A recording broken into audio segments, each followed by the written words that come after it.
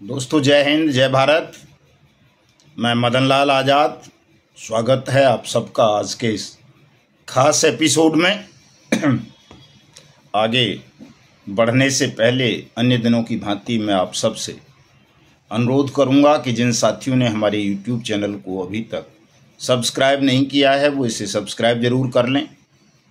मेरे इस वीडियो संदेश को ज़्यादा से ज़्यादा शेयर कर दें, लाइक और कमेंट भी कर दें। ये सब इसलिए करें ताकि आपको घर बैठे अपडेट मिलती रहे, सही गाइडेंस मिलती रहे और आप सही सूचनाओं, तथ्यों और सत्यता के आधार पर अपने भुगतान का दावा अपने संबंधित भुगतान अधिकारी के यहाँ करके अपना भुगतान प्राप्त कर सकें। साथियों, आप ये सब नहीं करेंगे तो आपको सत्य का ज्ञान नहीं हो सकेगा, घर बैठे अपडेट नहीं मिल सकेगी। इसलिए इस काम को तमाम लोग अवश्य कर लिया करें, थोड़ा सा समय निकाल करके।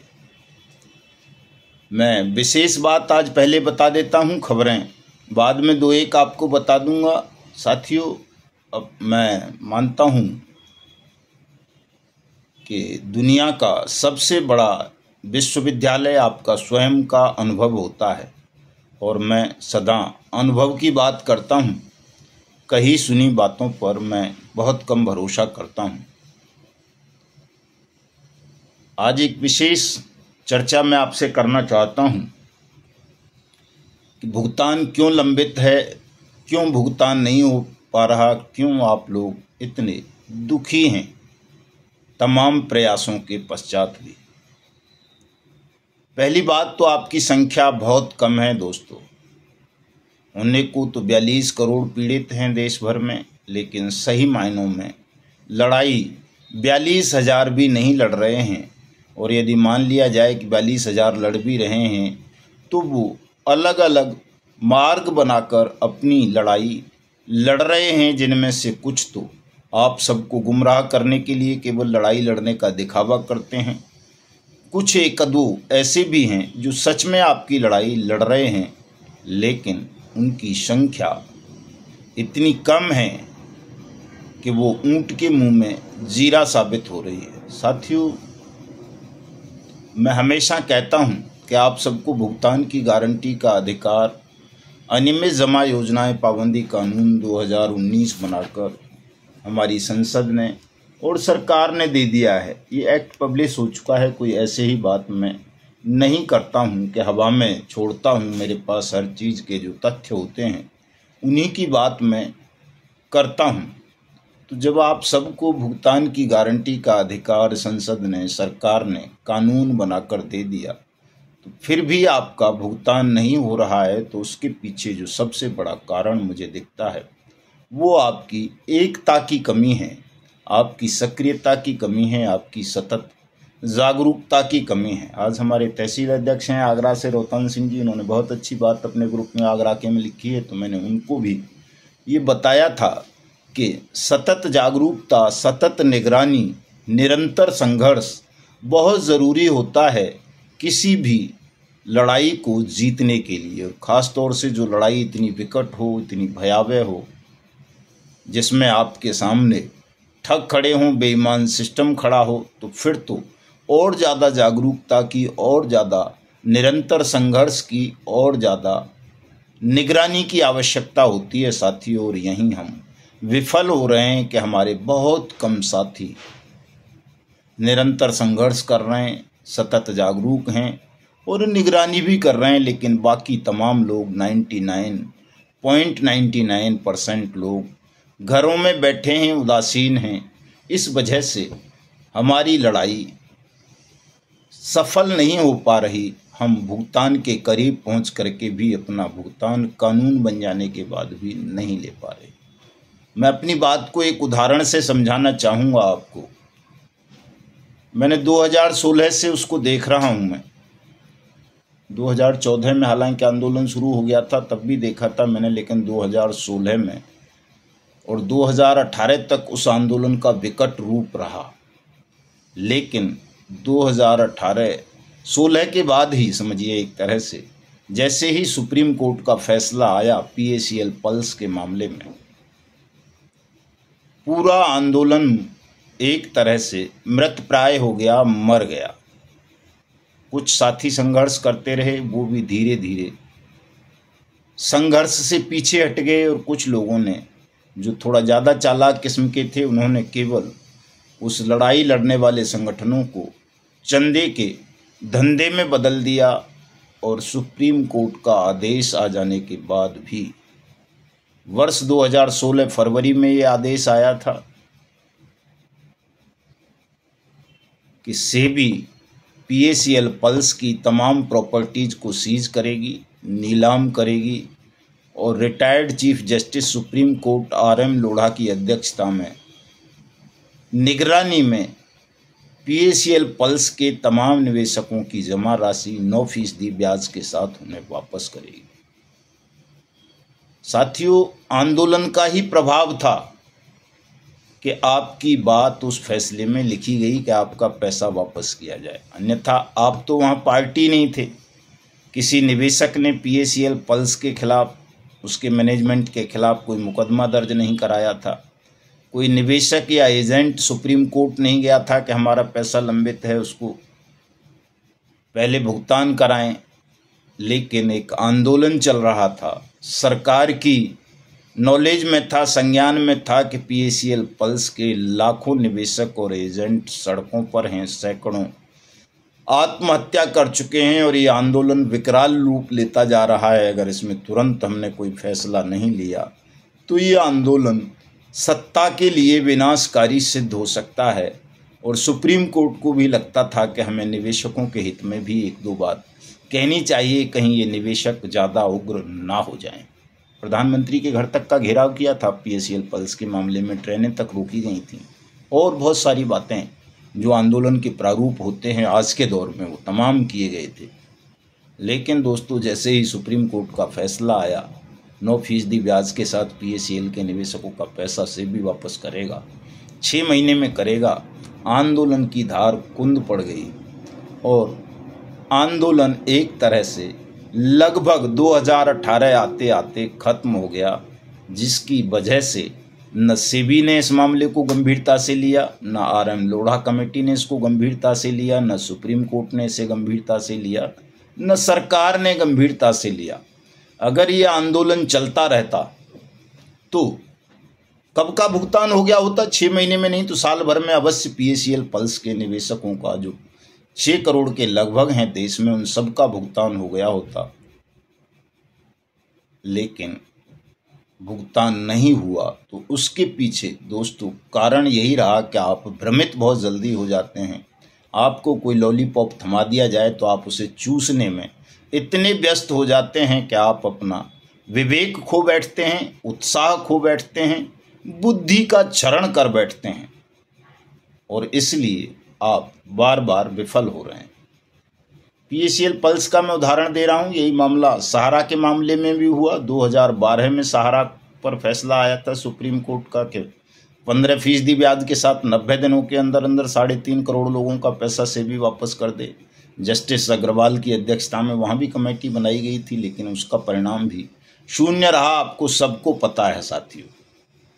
अभी हाल ही में साल भर होने जा रही है, सुप्रीम कोर्ट ने ही वो 5,000 करोड़ रुपए सेबी से रिलीज कराया सहारा के लिए। उसमें कहीं क्रेडिट कोऑपरेटिव सोसाइटीज़ की बात नहीं थी, लेकिन सरकार ने अपनी विवेकाधिकारों का दुरुपयोग करते हुए सहारा सीआरसी पोर्टल लॉन्च कर दिया, और उसमें केवल 4 multi state credit cooperative societies को सम्मिलित किया गया। 9 महीने में पैसा मिलना था, लेकिन नहीं मिला। 1 साल से ज़्यादा होने जा रहा है, किसी का पैसा नहीं मिल रहा है। कारण वहाँ भी आप ठीक से आंदोलन नहीं कर सके। अगर आंदोलन सहारा इंडिया परिवार के लोगों का भी ज़बरदस्त ढंग से जारी रहता तो 9 महीने में नहीं, 9 दिन के अंदर ये पैसा मिल सकता था। लेकिन हम अपनी कमजोरियों के कारण, अपनी दुर्बल मानसिकता के कारण अपने संघर्ष को जारी नहीं रख सके, जिस वजह से करोड़ों लोगों का मेहनत का पैसा लगभग डूब गया, वापस नहीं हुआ। रोज वैली के मामले में आपको पता होगा, यही सेम स्थिति रोज वैली की रही है, पिनकोन की रही है, साईं प्रसाद की रही है, आदर्श मल्टी स्टेट क्रेडिट की रही है, जेकेबी की रही है, ट्रिनिटी की रही है, जनशक्ति की रही है, संजीवनी की रही है, नवजीवन की रही है, केबीसीएल कल्पतरु की रही है, कर्म भूमि की रही है, समर्थ की रही है, अपेक्षा की रही है, बाइक बोट की रही है, हेलो टैक्सी की रही है, टॉप राइड की रही है, साइंस सिटी की रही है, फ्यूचर मेकर की रही है, विश्वास ट्रेडिंग की रही है, स्ट्रीट हॉक्स की रही है, और लाखों कंपनी है, समृद्धा जीवन जैसी, गरिमा जैसी, मैत्रेयी जैसी, कैलकॉम जैसी, अपना और दूसरी हैं, बहुत हैं, लाखों की तादाद में हैं। उन सब की स्थिति लगभग सेम है साथियों। और बड़े दुर्भाग्य की बात तो ये है कि सरकार ने लाखों लोगों की जीवन लीला समाप्त होने के बाद एक बहुत बड़ा निर्णय लिया आपके भुगतान के लिए कि देश के तमाम ठगी पीड़ितों का भुगतान एक निश्चित समय सीमा के अंदर करने के लिए एक मैकेनिज्म, विस्तृत कानून बनाया जाए, विस्तृत व्यवस्था की जाए। और ये वर्ष 2019 में बन गया, एक कानून बना। इस कानून में आपकी डूबी हुई रकम की जमा राशि की 2 से 3 गुना भुगतान की गारंटी दी गई, 180 दिन में दी गई। और ये कहा गया कि सरकार आपका पैसा वापस करेगी, चाहे आपका एक किस्त जमा हुई है किसी कंपनी या क्रेडिट कोऑपरेटिव सोसाइटी में, या मैच्योरिटी आपकी हुई है या नहीं हुई है, इससे कोई लेना देना नहीं था।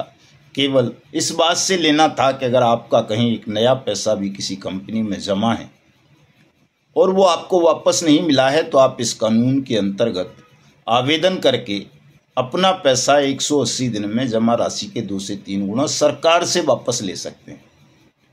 5 साल हो गए कानून को बने हुए। मैं समझता हूँ अगर हमारे संगठन ठगी पीड़ित जमाकर्ता परिवार ने इस कानून के लिए आंदोलन नहीं किया होता, इसके लिए सत्याग्रह नहीं किया होता, तो शायद देश के ठगी पीड़ित इस कानून को जान भी नहीं पाते। आवेदन करना या इसके अंतर्गत मुकदमे दर्ज करवाना तो बड़ी बात है।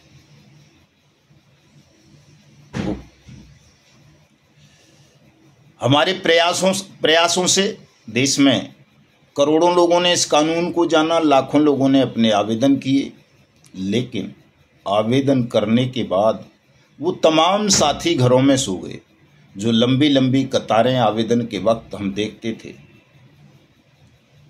वो तमाम लोग आवेदन करके अपने घरों में सो गए, जिससे उनकी स्वार्थपरता का मालूम चलता है, पता चलता है कि देश में लोग कितने महान स्वार्थी किस्म के हैं कि वो अपनी ड्यूटी को, अपने कर्तव्य को अपने हित में भी ठीक से निर्वहन नहीं करते और अपना बोझ भी दूसरों के कंधों पर डालकर सो जाते हैं, या समय मिलता है तो आलोचना करने लगते हैं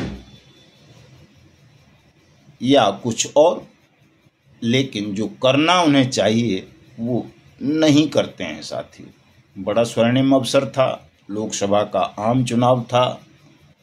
इसमें इस मुद्दे को बहुत जोर शोर से उठाया जा सकता था, सरकार के साथ मिलकर के भी, सरकार के विरोध में रह कर के भी। मैं ये नहीं कहता कि आप सब सरकार के साथ सहयोग करते, हम कर रहे हैं, हमारी स्थितियां अलग हैं।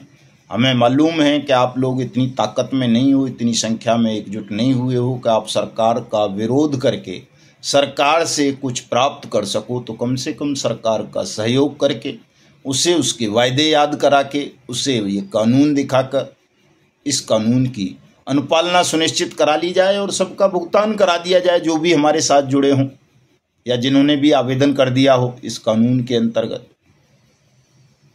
लेकिन आप वो सब कर नहीं पा रहे साथियों। ये बहुत दुख का विषय है, क्षोभ का विषय है। अभी मैं थोड़ी देर पहले खबर पढ़ रहा था कि कहीं किसी राज्य में किसी ने खबर फैला दी कि वो पोस्ट ऑफिस में खाता खोलोगे तो डाक महकमा आपके खाते में 15,000 रुपये डालेगा उस खाते में। तो कई दिनों से लाइनें लगी पड़ी हैं वो खाता खुलवाने के लिए। शायद कर्नाटक की या साउथ के किसी राज्य की खबर है। और यही स्थिति जब आवेदन हो रहे थे, चाहे वो यूपी हो, बिहार हो चाहे मध्य प्रदेश हो, हरियाणा हो, उत्तराखंड हो या दिल्ली हो या फिर झारखंड हो, छत्तीसगढ़ हो, महाराष्ट्र हो, कर्नाटक हो, असम हो, गुजरात हो, वेस्ट बंगाल हो, राजस्थान हो, हिमाचल हो, जम्मू कश्मीर हो, पंजाब हो, जहाँ जहाँ भी भुगतान के आवेदनों के काउंटर स्थापित हुए वहाँ लंबी लाइनें लगी, लंबी कतारें लगी। लोगों को लगा कि तुरंत हमारा पैसा वापस मिल जाएगा और वो आवेदन करके सो गए। मुड़ के उन्होंने कभी जाकर कलेक्टर साहब से या तहसीलदार से, एसडीएम से या डिविजनल कमिश्नर से ये नहीं पूछा या कोऑपरेटिव रजिस्ट्रार से या आईजी, डीआईजी, एसपी से कि साहब आपने वो आवेदन लिए थे हमारे, उन पर क्या कार्रवाई की, हमारा भुगतान अब तक क्यों नहीं हो रहा। अगर ये भीड़ जिस तरह से आवेदन करने के लिए सरकारी दफ्तरों में लगी थी, वही भीड़ अपने आवेदन की पूछताछ करने के लिए भी लग जाती तो किस अधिकारी की हिम्मत थी जो आपका अब तक भुगतान न करता। किस नेता की, किस शासक की, प्रशासक की इतनी सामर्थ्य थी कि वो इतनी भीड़ का प्रतिरोध झेल पाता, उसका विरोध झेल पाता। लेकिन साथियों, आप ये कर नहीं सके। आपकी उदासी और स्वार्थपरायणता के कारण पूरा सत्याग्रह आंदोलन, पूरा भुगतान की लड़ाई कमजोर हो गई, बढ़ने की जगह, जबकि वो बढ़नी चाहिए थी। मैं देखता हूँ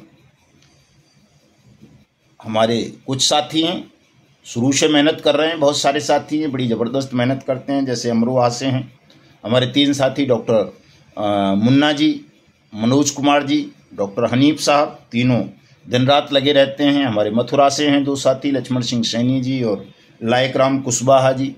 छतरपुर से हैं उत्तम दास जी और पाड़िया साहब, 2 भाई अकेले ही लगे रहते हैं, एक विश्वकर्मा जी तीसरे और उनके साथ मिल गए हैं। महाराष्ट्र में हमारे दूधवली जी के अलावा और कोई तीसरा साथी, अब दूसरा साथी मुझे नज़र नहीं आ रहा कि कुछ कर रहा हो, काफ़ी दिनों से मैं देख रहा हूँ। बर्वे साहब को एक्सीडेंट हो गया है तो वैसे बिस्तर पर पड़े हुए हैं। शरणागत जी कभी कभी नज़र आ जाते हैं, बाकी और साथी हैं बतेरे, लेकिन कोई नज़र नहीं आता, सब सुस्त पड़ गए हैं। हमारे राष्ट्रीय सलाहकार अनिल राय साहब सोशल मीडिया पर अकेले बेचारे लगे रहते हैं। राय सिंह डांगी साहब हैं, उनके साथ वो लगे रहते हैं। के पी राठौड़ साहब हैं। दिल्ली में एकमात्र महात्मा जोगिंदर जी बाइक बोट वालों में से जीवित रह गए हैं। बाइक बोट वाले तो शायद सब भूल गए, कोई भी अब किसी आंदोलन में नहीं आता, कोई ये नहीं पूछता साहब कि वकीलों को फीस देनी है या नहीं, हाई कोर्ट वाले केस का क्या हुआ। वो उन्होंने सोच लिया जो 100, 50, 200, 1000, 500 रुपये दे दिए उसी से सारी लड़ाई जीत ली जाएगी। दोस्तों, घनश्याम साहू जी हैं, राजेंद्र सैन जी हैं, बंसीलाल मीना जी हैं, रतनलाल साकी साहब हैं, MP शर्मा जी हैं, रतनलाल मेघवाल जी हैं, कंवर सिंह साहब हैं। ये साथी राजस्थान में एक्टिव हैं, बाकी साथी नहीं हैं ज़्यादा अब एक्टिव। 1-2 और साथी होंगे, मैं सबका नाम नहीं ले पा रहा हूँ। मध्य प्रदेश में पूरे में मैंने बताया अशोक मुदगल साहब, तो अशोक मुदगल साहब को तो चूँकि राष्ट्रीय महामंत्री बना रखा है तो पूरे राष्ट्र में ही उन्हें एक्टिव रहना पड़ता है। आमतौर पर मेरे साथी होते हैं तो अकेले शरद बामणिया रह गए बस, राय सिंह डांगी साहब, और बस बाकी लोग सो गए घरों में चादर तान के। दिल्ली में मैं बात करूं तो मैडम लक्ष्मी हैं, विजय लक्ष्मी जी हैं, सुरेश जी हैं, राजकुमार जी हैं। इन 3 के अलावा कोई चौथा आदमी दिल्ली में मुझे ऐसा नहीं लगता जो सक्रिय रहता हो, निरंतर संघर्ष कर रहा हो, निरंतर इस लड़ाई को लड़ रहा हो। गजराज सिंह जी हैं हमारे आगरा से, वर्मा जी हैं हमारे आगरा से ही, श्याम सुंदर वर्मा जी। राजस्थान से एक और साथी हैं ओम प्रकाश रैगर साहब, सोशल मीडिया पर आमतौर पर एक्टिव रहते हैं। विजय मौर्य जी हैं यूपी से, लालता प्रसाद कुशवाहा जी हैं, तबर हैं मामचंद साहब, वहीं से राजस्थान से एक राठी साहब हैं हमारे ओम प्रकाश जी, हमारे यूपी से एक यामीन भाई हैं खुर्जे से, नीसू पचौरी जी हैं, अजय कुमार गुप्ता जी हैं हमारे, अजय कुमार जी हैं हमारे फरीदाबाद से, गुप्ता जी हैं फरीदाबाद से ही, सैनी साहब हैं, और भगवान सिंह हाड़ा जी हैं हमारे राजस्थान से ही, और इस तरह से कुछ लोग और हैं। बाकी तो सब बुजुर्ग हैं बेचारे, चाहे वो मूलचंद साहब हों, सोनपाल मरमिट साहब हों, मास्टर प्रताप सिंह जी हों, चौधरी विजेंद्र सिंह जी हों, हमारे आदरणीय राष्ट्रीय अध्यक्ष सुखदेव शास्त्री जी हों, तो बुजुर्ग व्यक्तियों से हम कितनी उम्मीद कर सकते हैं कि वो कितना संघर्ष कर सकते हैं। वो भी इस भयावह उसमें, चूँकि वो सोशल मीडिया पर ज़्यादा एक्टिव रह नहीं सकते, उन सबके पास ज़्यादातर वैसे फ़ोन होते हैं, वो वैसे हैं भी दूसरे एंड्रॉयड फ़ोन, तो वो चलाना नहीं जानते। सोशल मीडिया पर जो लड़ाई लड़ने का काम था साथियों, वो हमारे युवा साथियों को या प्रौढ़ साथियों को करना चाहिए था, लेकिन वो आप कर नहीं पा रहे। हमारे फतेहपुर के कुछ साथी सक्रिय हैं, लेकिन वहीं साथ में खागा है, वहाँ से कैथल साहब निष्क्रिय हो गए हैं, कौशाम्बी है, वहाँ से अयोध्या प्रसाद जी निष्क्रिय हो गए हैं बिल्कुल। हमारे और तमाम साथी हैं, किस किस के नाम गिनाऊं मैं। इटावा बिल्कुल निष्क्रिय पड़ा हुआ है, औरैया बिल्कुल निष्क्रिय पड़ा हुआ है, तमाम लोग निष्क्रिय पड़े हुए हैं। हमारे राष्ट्रीय उपाध्यक्ष आदरणीय मास्टर रामस्वरूप जी बहुत सक्रिय रहा करते थे, लेकिन दुर्भाग्य से उनके भी सिर में चोट लग गई है, तो वो उस कारण से ज़्यादा सक्रिय नहीं रह पा रहे हैं। हमारे गाजियाबाद के साथी मैं देखता हूँ, चाहे वो दर्शन जी हों, भोपाल साहब हों, डॉक्टर गुलाब सिंह हों, ये तमाम साथी भी निष्क्रियता की चपेट में आ गए हैं साथियों।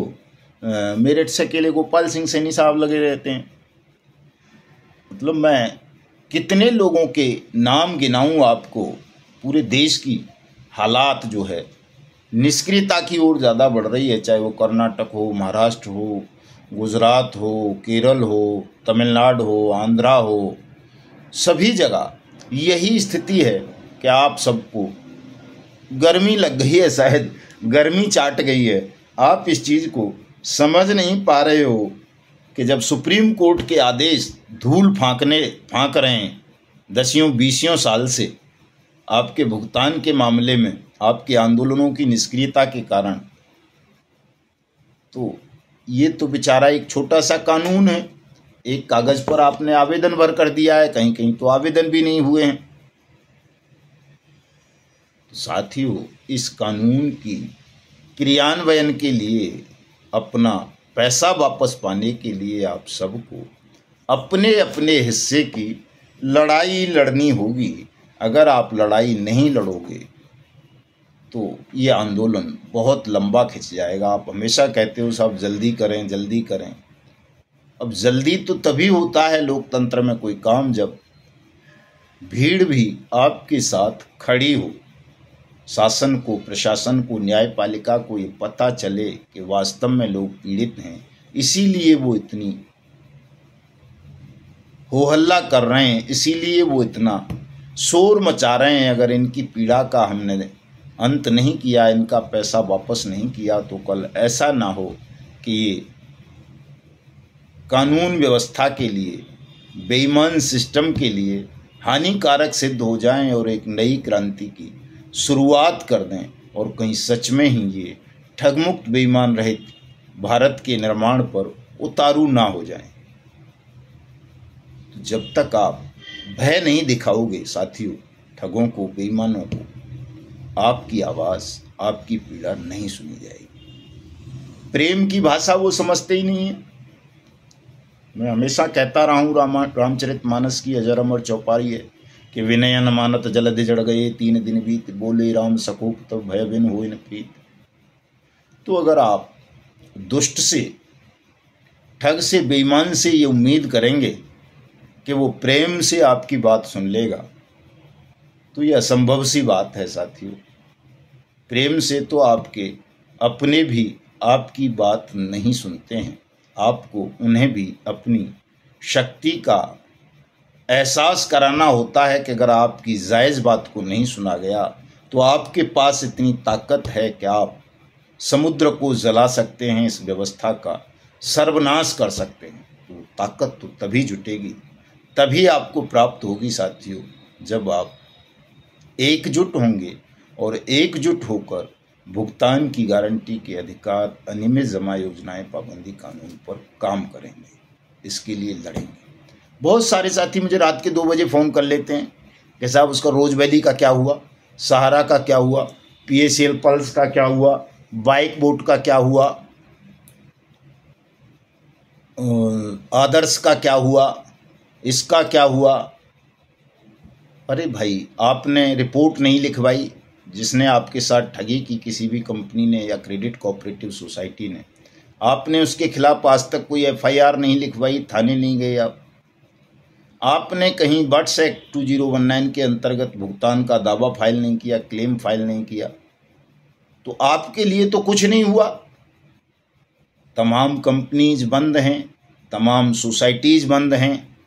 आज भी करोड़ों की संख्या में लोग ये उम्मीद लगाए बैठे हैं कि ये कंपनी और क्रेडिट कोऑपरेटिव सोसाइटी पुनः चालू हो जाएंगी या इनके ऑफिस खुल जाएंगे और वहाँ से हमें ऐसे ही भुगतान मिल जाएगा जैसे एजेंट हमारे घर से पैसा जमा करने के लिए ले जाता था, वैसे ही वो दे जाएगा। बताइए कैसा दिवा स्वप्न देख रहे हैं? ये कहीं हो सकता है?